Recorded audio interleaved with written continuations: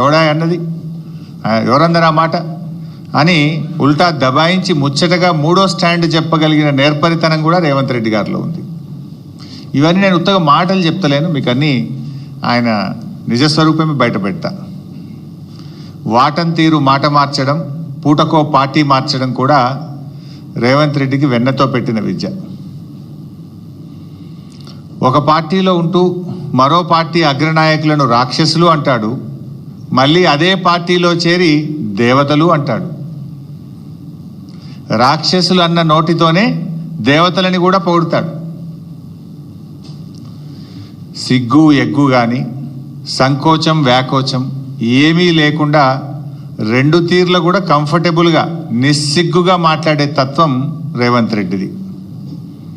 So ఏడాది పాలన పూర్తయిన సందర్భంగా ఈ ఘనత వహించిన మన రాష్ట్ర ముఖ్యమంత్రి రేవంత్ రెడ్డి గారి డబుల్ స్టాండర్డ్స్కు సంబంధించిన కొన్ని విషయాలను శాంపుల్గా మీకు చూపిస్తాను. చూపించాలంటే ఇంకా చాలా ఉన్నాయి. ఇప్పుడే కూర్చుంటే మా లక్ష్మారెడ్డి అని ఒక 10 కొత్త పాయింట్లు చెప్పిండు నాకు. నేను కొన్ని ఇవాళ చూపిద్దాం అనుకున్నా కానీ గిదున్నది అని కొత్తవి చెప్పిండు ఇప్పుడు నాకు. నిజంగా అన్ని చూపించాలంటే రేపు పొద్దుగాల దాకా చూపించచ్చు రేవంత్ రెడ్డి డబుల్ స్టాండర్డ్స్ మీద. కానీ యనుమల గారి కొన్ని ఆనిముత్యాలు ఇప్పుడు మీ ముందు ప్రదర్శిస్తాను. రైతు బంధు చూపించు బాబు. పంటలకే ఇస్తున్నావు కదా, 3వ పంటకి ఎందుకు ఇస్తలేవు? పంటకు 5,000 ఎకరానికి ఇచ్చినావు, 2 పంటలకే ఇచ్చిన సన్నాసి రైతు బంధు. మరి 3 పంటలు పండిస్తే 3 సార్లు ఎందుకు ఇస్తలేవు రైతు బంధు? భూమి లేని ఉపాధి హామీ కూలీలకు కూడా సంవత్సరానికి 12,000 రూపాయలు ఇస్తామని చెప్పినాము. ఈ భూమి యజమానికి వచ్చేది కౌలు రైతుకు వచ్చేది కౌలు రైతుకు వస్తుంది.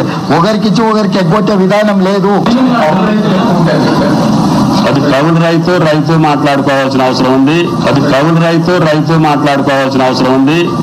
పంటలకే ఇస్తున్నావు, 3వ పంటకి ఎందుకు ఇస్తలేవు? మీరు చూశారు, 2 పంటలకే ఎందుకు ఇస్తావు, 3 పంటలకు రైతు బంధు ఇవ్వాలన్నాడు. ఉన్న పంటకు ఎగబెట్టిండు కదా ఈ రేవంత్ రెడ్డి. ఇప్పుడు ఉన్న పంటకే రైతు బంధు ఎగబెట్టిండు. అంటే ఎన్నికల ముందు ఇంకో మాట చూశారు, కౌలు రైతుకు ఇస్తాం, రైతుకు కూడా ఇస్తామన్నాడు రైతు బంధు. కౌలు రైతుకి ఇచ్చినామని రైతుకు ఎగ్గొట్టం, రైతుకి ఇచ్చినామని కౌలు రైతుకు ఎగ్గొట్టం అన్నాడు ఆనాడు రేవంత్ రెడ్డి గారు. ఇవాళ ఏమంటున్నారు, అది కౌలు రైతు ఇద్దరు మాట్లాడుకోవాలి అని చెప్పి నిస్సిగ్గుగా మాట మార్చిన ఈ ప్రభుత్వ తీరు మీరు గమనించవచ్చు.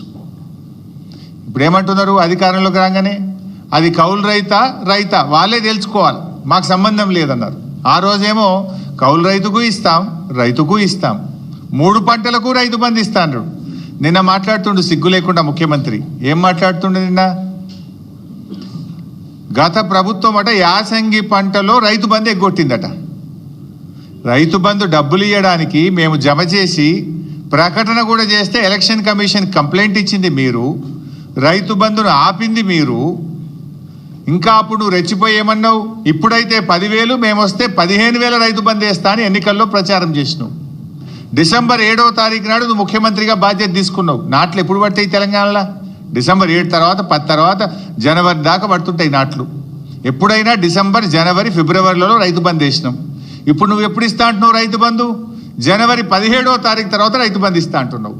డిసెంబర్ 7 నాడే నువ్వు ముఖ్యమంత్రి అయితివి, మరి నువ్వు ఇవ్వాలి కదా రైతు బంధు.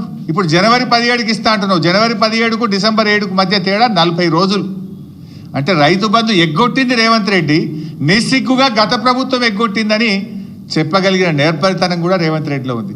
అంటే దొంగ అన్నట్టు ఈయన ఎగ్గొట్టింది రేవంత్ రెడ్డి, రైతు బంధును ఆపింది రేవంత్ రెడ్డి, కేసీఆర్ ఎగ్గొట్టిండు, బీఆర్ఎస్ ప్రభుత్వం ఎగ్గొట్టిందని ఉల్టా చోర్ కోత్వాల్కు డాంటే అనే విధంగా మాట్లాడిండు.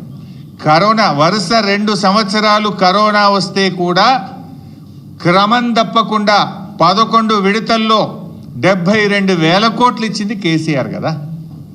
రైతు బంధు, రైతు బీమా కలిపితే 82,000 కోట్లు రైతులకు నేరుగా లబ్ధి చేకూర్చిన నాయకుడు కేసీఆర్, నిజమైన రైతు బంధువు కేసీఆర్. నువ్వు అవి ఆపుకుంటా కొర్రీలు పెట్టి అంత కొడితే 20,000 కోట్లు ఇచ్చినావు. ఇంకా 11,000 కోట్ల రుణమాఫీ ఉన్నది. నువ్వు ఇచ్చిన 20,000 కోట్లు కేసీఆర్ గారు ఒక్క రైతు బంధు, రైతు బీమాకి ఇచ్చిన డబ్బు 82,000 కోట్లు. అంటే నీకంటే 4 రెట్లు అధికంగా ఇచ్చిండు కేసీఆర్ గారు.